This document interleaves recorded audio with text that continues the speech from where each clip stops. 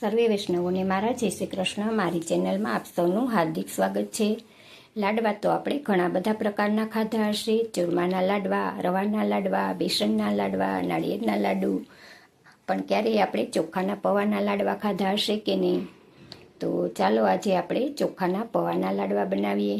તો અહીં 1 વાટકો જેટલા મેં ચોખાના પૌંઆને ચાળણીથી ચાળી અને બરાબર સાફ કરી અંદર જે કંઈ કચરું હોય એ વીણી અને ગેસની ફ્લેમ એકદમ સ્લો રાખી અને જાડા તળિયાવાળા વાસણમાં આપણે શેકી લેવાના છે. તો અહીં સોનેરી રંગ પકડે ને ત્યાં સુધી આપણે પૌંઆને શેકી લેવાના છે, એટલે એને કચાશ પણ દૂર થઈ જાય અને પૌંઆ આપણા ક્રિસ્પી પણ થઈ જાય.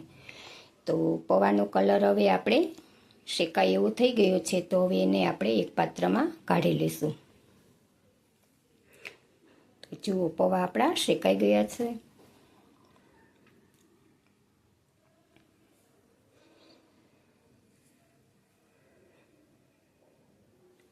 તો હવે એ જ કઢાઈમાં હું અહીં કાજુને શેકી લઈશ. તો 1 વાટકો પૌંઆ લીધા છે ને એની સામે મેં અડધો વાટકો કાજુ લીધા છે. જો અહીં કાજુની જગ્યાએ તમે શેંગદાણા પણ લઈ શકો છો, તો એનો પણ સ્વાદ સરસ આવશે. તો કાજુ પણ આપણા શેકાઈ ગયા છે, તો એને પણ આપણે હવે એક બાઉલમાં કાઢી હવે એ જ કઢાઈમાં આપણે અડધો વાટકો જેટલું કોપરાનું ઝીણું ખમણ છે એને પણ આપણે શેકી લેવાનું છે. કોપરાનું ખમણ પણ આપણે કલર ચેન્જ થાય ત્યાં સુધી શેકવાનું છે, એટલે એકદમ એ ક્રિસ્પી બની જશે. તો કોપરાનું ખમણ પણ આપણે શેકાઈ ગયું છે. તો હવે પૌંઆ આપણા ઠરી ગયા છે અને ઠરે પછી જેને આપણે મિક્સરમાં ક્રશ કરવાના છે. તો અહીં પૌંઆની સાથે હું કાજુને પણ ક્રશ કરી લઈશ. તો આપણે એનો સ્મૂથ પાવડર તૈયાર કરવાનો છે. તો આ પાવડર આપણે જે રવો હોય ને એ રીતનો પાવડરનું ટેક્સચર આવશે. તો એકદમ સ્મૂથ આપણો પાવડર રેડી થઈ ગયો છે. અને હવે એ જ બાઉલમાં હું કોપરાનું ખમણ, 4-5 એલચીના દાણા અને અડધો વાટકો જેટલો મિશ્રી, જો તમે કોઈ પણ એક વાટકી સેટ કરીને માપ લઈ શકો છો. તો એનું પણ આપણે મિશ્રણ રેડી થઈ ગયું છે. અહીં મિશ્રીની જગ્યાએ તમે ગોળ પણ લઈ શકો છો, પણ ગોળ તમારું ઢીલો ડબ્બાનો આવે ને એ ગોળ નહીં લેવાનું. જે ગાંગડા ગોળ આવે ને એને સુધારી અને ટોપરાના ખમણની સાથે ક્રશ કરી લેવાનો, એટલે બરાબર મેલ્ટ થઈ જાય. અને જો અહીં ગોળ લીધો હશે ને તો લાડવા તમારા વધારે હેલ્ધી થશે અને ઘી પણ ઓછું વપરાશે, કેમ કે ગોળમાં એટલું તો આપણે ભેજ હોય ને એટલે લાડવા ઝડપથી બંધાઈ જશે. તો આપણે મુઠ્ઠીમાં બંધાય ને એ રીતનું આપણે ઘી કરતું જવાનું છે અને આપણે મિશ્રણને ભેગું કરતું જવાનું છે. જો ઘી વધારે પડી જશે ને તો લાડવા આપણને મોઢું ભાંગી જશે, ખાવામાં બહુ સ્વાદ નહીં આવે. તો આપણે જોઈએ એ પ્રમાણે જ કરતું જવાનું.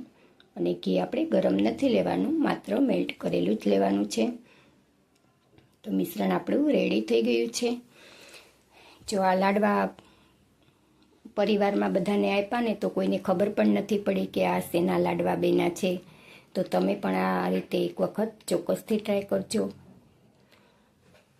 હવે હું આ લાડવાને લેરિયાની ડિઝાઇનનું મારું મોલ્ડ છે ને એમાં હું એને નીચે પિસ્તાની કતરણ કરી અને આ રીતનો શેપ આપી અને લાડવા બધા વાળી લઈશ.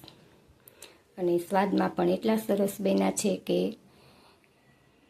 એ બધાએ ફરીવાર ડિમાન્ડ કરી કે આ ફરી બનાવજો. તો તૈયાર થઈ ગયા છે આપણા પૌંઆના લાડવા. તો તમે પણ આ રીતે એક વખત તમારા ભગવાનને અરુગાવજો. તો જો હું તમને ભાંગીને પણ બતાવું, તો 4-5 કલાક પછી જો આનું ટેક્સચર જુઓ, એકદમ સરસ આપણે પેંડા બન્યા હોય ને એવું સરસ થઈ ગયું છે. અને સ્વાદ પણ પેંડાને ટક્કર મારે એવો સરસ આવે છે. તો આ રેસીપી તમને ગમી કે નહીં એ કમેન્ટ કરીને જરૂરથી જણાવજો. રેસીપી ગમી તો લાઈક કરજો, વધારેમાં વધારે શેર કરજો. ચેનલ પર નવા છો તો ચેનલને સબસ્ક્રાઈબ કરી લેજો. ફરી મળીશું એક નવી રેસીપીમાં. ત્યાં સુધી સર્વને મારા જય શ્રી કૃષ્ણ.